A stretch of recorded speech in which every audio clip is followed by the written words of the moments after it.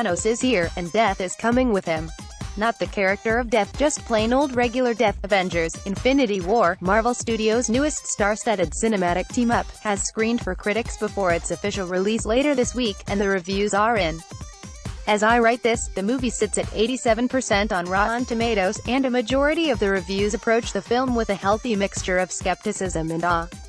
That seems appropriate for a film that is simultaneously the latest piece of corporate synergy and also the biggest entry in long-form studio storytelling on a scale we've never seen before. Read on to hear what critics, including us, have to say about the next entry in the Marvel Cinematic Universe.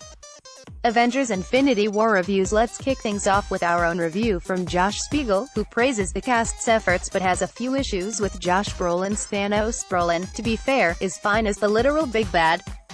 For the first time, an MCU movie attempts to flesh out this character hell-bent on galactic genocide. Unfortunately, Brolin's firm motion capture performance can't hide the feeling that even now, Thanos is a dull, one-dimensional baddie. He exists to be hissed at by the audience. There's a specific scene that tries to humanize him even as he does something unforgivable on a person-to-titan scale that fails to have it both ways. Thanos' cruelty is ill-formed on the big screen, as has been the case with too many MCU villains. Thus, while the massive fight sequences in the latter half of Infinity War may approach a suitably epic scale, they suffer from the same problems that plague a lot of these films. The dynamic and exciting heroes are facing an endless slew of basically shapeless aliens straight out of a video game. The stakes are high enough, but the threat of Thanos, even after all the build-up, never feels that threatening. But that speaks to the other unavoidable problem: whatever it ends up being called, there will be another Avengers movie next May, as Marvel follows in the footsteps of the Harry Potter franchise and splits one story into two films, with a cliffhanger that concludes this one.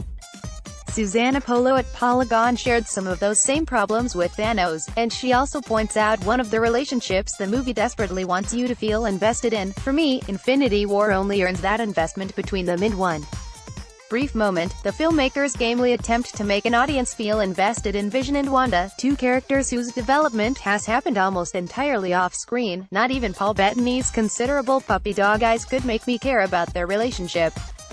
Infinity War also does a lot of heavy lifting to turn Thanos into the compelling arch-nemesis that the Marvel Cinematic Universe has been desperately trying to recreate since Loki's post-Avengers semi-redemption.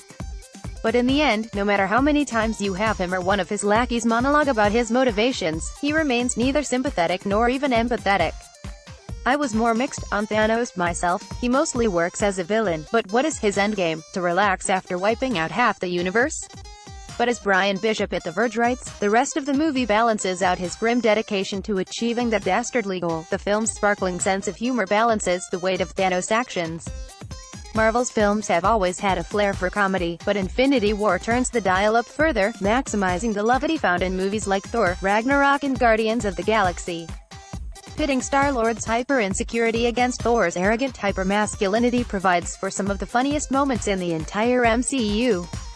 Doctor Strange and Tony Stark also play as comedic foils for each other, sparring over what might as well be the title for most arrogant superhero on Earth. In a film that mixes so many different elements, it would be easy for many of these characters' essential traits to fall by the wayside. But the Russo brothers don't just preserve the characters' innate sensibility.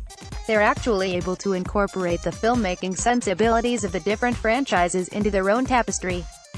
The Hollywood Reporter's Todd McCarthy wondered how the movie would handle the conflicting personalities of so many superheroes at once, and found the film's solution to that question satisfying. The sharp-witted answer delivered by writers Christopher Marcus and Stephen McFeely and directors Anthony and Joe Russo, under the supervision of Marvel Films maestro Kevin Feige, is to acknowledge the traffic jam of egos and play it for laughs. The effect is both scattershot and precise, knowing and witty enough to be initially disarming and ultimately ingratiating. With more limited screen time than they're used to and even more limited elbow room, the actors and characters, in what at least some knew would be their swan songs in these costumes, snap off one-liners and sharp remarks with an extra edge of sarcastic disdain. They don't exactly send up their heroic characters, but there is more of a subtle commentary underneath it all, not so subtle in the case of Mark Ruffalo's and Evan's roles, about the frustrations of having two different personas in life. Alex Abad-Santos at Vox was also impressed by the interplay between the movie's many heroes. Not all of the film's heroes are underutilized, though. Tony Stark's Robert Downey Jr. fear of a galactic threat, established over the past few films featuring him, is fully realized in Thanos, and Downey sinks his teeth into Stark's vulnerability and apprehension. Stark has to not only defeat this villain but also reconcile that mission with the fact that Thanos' plan is horrifyingly adjacent to Stark's dream of a universe so safe that Avengers are rendered obsolete. Benedict Cumberbatch's Doctor Strange and Chris Hemsworth's Thor are apt counters to Stark. Cumberbatch's Strange is coolly stubborn, calculating in ways that Stark isn't. And Hemsworth, after flexing his knack for comedy in 2017's Ragnarok, taps into that same humor but laces it with jagged grief and anger informed by having seen Thanos' wrath firsthand. Elsewhere, it sounds like A.O. Scott at the New York Times wasn't impressed by the spectacle of it all. The action is especially tedious and predictable. I mean both the scenes of fighting and flying and the overall rhythm of the first 2 hours or so. People talk for a while, sprinkling jokes and morsels of personality into the heavy dough of exposition. Then they fight in the usual way, by throwing giant objects and one another, and shooting waves of color from their hands. The noisy, bloated spectacles of combat were surely the most expensive parts of the movie, but the money seems less like an imaginative tool than a substitute for genuine imagination. However, even he acknowledges that the ending has a certain power to it, but where you end up may not be where you thought this was going. Final act, including the post-credits sting, to infinity and beyond, as it were, brings a chill, a darkness and a hush that represent something new in this universe. Infinity War is the first half of the final installment in the series, and it concludes with a premonition of finality. Its intimations of grief and terror feel shrewdly attuned to what is happening in the actual, unmarvelous world. Remember how I mentioned the mixture of awe and skepticism in the beginning of this piece? Vanity Fair's Richard Lawson wrote a review that explicitly mentions that dichotomy. The movie is a relentless clobberer, going fast and hard on action and exposition, managing a few pensive moments here and there, but mostly raging at full blare for its 150-minute run. The outsized oral and visual register is something we've grown accustomed to, in the Avengers films and others.